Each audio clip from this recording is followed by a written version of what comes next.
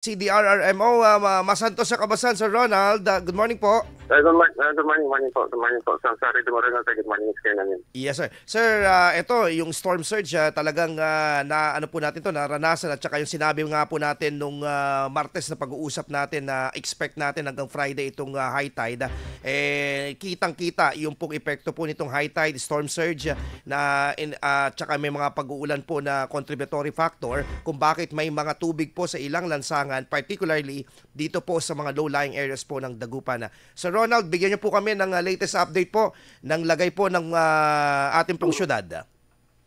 Yes, balik na yung status po. Yung river natin sa Sinucalag, Santa Barbara, yung river po natin sa Calasiao, nasa normal upon dun sa report ng CDRRMO po natin. Kaya yung tumama sa atin, yung tubig natin yung nararanasan, and luckily na nasa labas tayo ng that time, yung conducting rescue operations na rin. Tapos yung preemptive evacuation, nasa along Tondaligan area kami, mga before na mag-midnight, nakikita natin na tumatas talaga yung tubig sa bakon natin sa Baybayin dati. Baybayin, opo. And by mga around 12:30 to 1, ito na yung epekto niya. Talagang tumaas yung tubig ilog natin kasi yung tubig dagat, pinupush niya yung tubig ilog plus yung hangin natin, parang sinasak niya yung tubig, parang hindi yung vacuum, then parang tinutulak niya pa inland. Tapos yung hangin. Opo.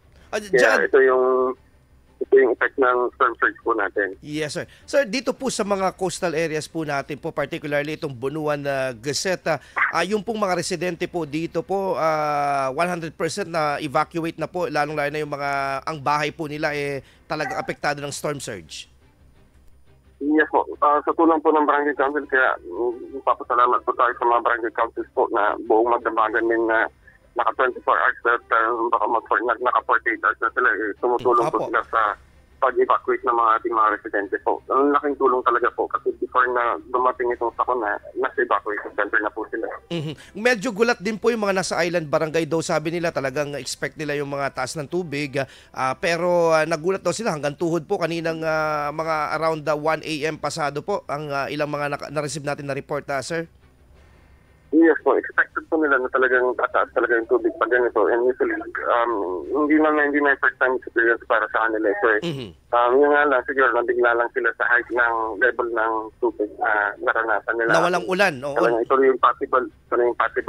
Walang ulan, pati hangin, kagabi, buong araw hanggang gabi, tahimik eh. Tahimik, kaya ito nga yung topic nga natin. Tahimik nga pero nakakatakot niya. Kaya may something. Yun nga, ito nga po yung storm surge na dala. But despite that, nabigla sila sa level kasi yun nga, dati-dati, baka pinodan or mga hanggang sa ankle deep lang yung experience nila. But now, tumatanggal sa tuhod po. So, ito sa ilang barangays natin. Okay po. Dito po sa mga... And one reason din kung bakit tumaas yung level ng tubig dito is dahil doon nga sa hangin na itong dala ni Christine. So, yun nga, parang vacuum ka, sinataas, tinutulak pa yung land. Ito yung cost ng pagkakasibig. Opo, kaya nga malakas-lakas po ito.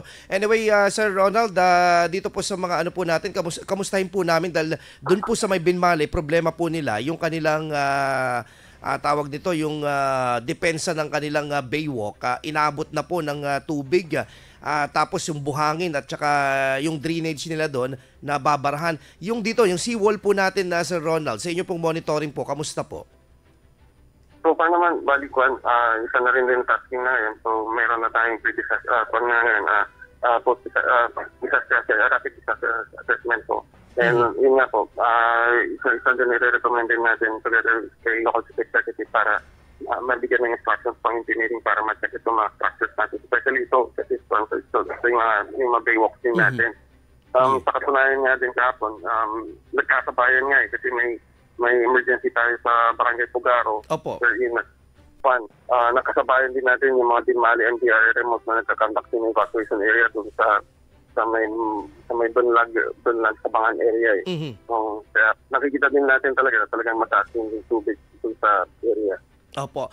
Sir, yung monitoring niyo po sa may ano po, as of this moment po, kamusta po yung taas ng tubig Tondaligan, sir?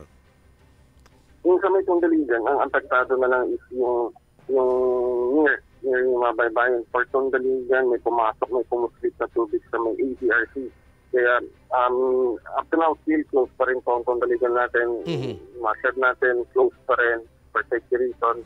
Kaya wala muna sanang lumabas, wala muna sanang papasyal, wala muna sanang pupunta ng Tondaligan para sa kanilang kaligtasan. Kasi nandito pa rin at hindi pa rin lumabas ng Philippine Air Responsibility so sa paging system. May mga parts din tayo may mga features din tayo na nabaha dahil nga sa pagtaas nitong tubig dagat sa Tondaligan area, sa Buset area, sa Bangan area, and pati sa Binloc din po. Apo.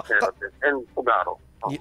Yes, sir, ikamustahin din po namin po yung bilang po so far ng inyo pong, may data po ba tayo ng bilang ng mga evacuees po at identified na mga location ng mga evacuation center po natin po ngayon? Nagamit na po ba itong People's Astrodome natin na Sir Ronald?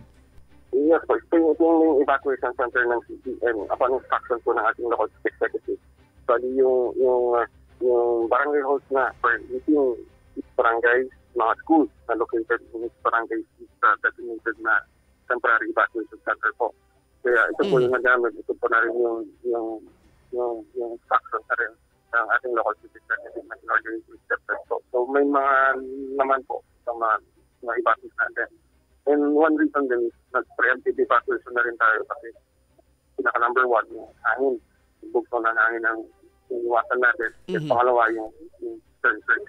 Then pangatlo is kung malakas na pagulan. Dahil nga po, laking tulong mula po tayo.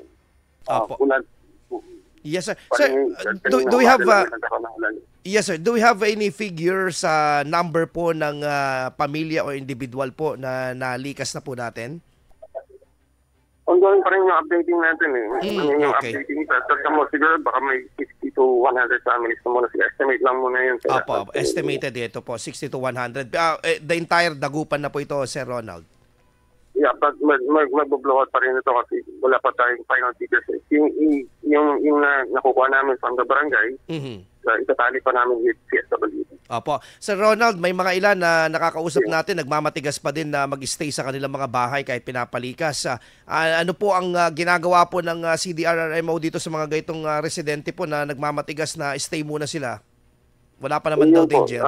Pinaka number one po is first evacuation tayo sa barangay mo nang gagalaw mo na. Tapos pag hindi talaga na doon napapasok po ang Philippine National Police at yung military po natin and the PSP para mag-conduct ng first evacuation.